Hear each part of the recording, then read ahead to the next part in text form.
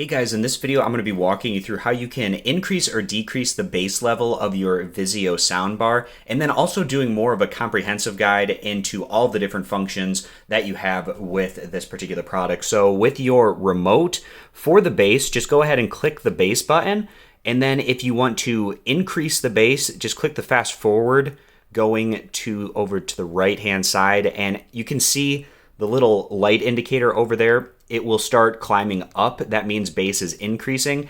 And then if you click in the other direction, it will start, of course, going into the other direction. So that light going up is increasing bass, and that light going down is decreasing the bass. And you do that with the fast forward and rewind buttons on your Vizio remote. And this is also going to be the case for increasing and decreasing treble, as well as the level of the subwoofer. So those are three of the main functions that you have there with your remote. Also over here on the right hand side, you can see it says movie and music.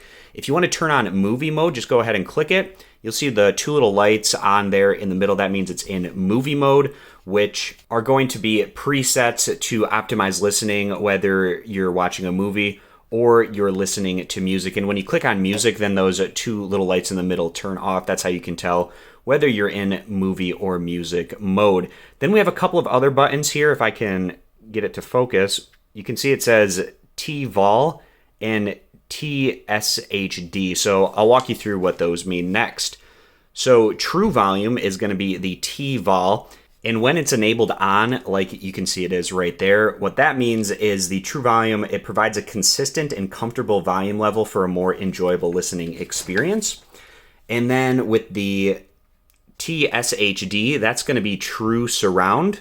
And it's on when those two little lights are there in the middle, and then it's off when those two lights turn off. And when it's enabled on, all inputs will produce virtual surround sound. When it's disabled or off, all sources will play back in stereo.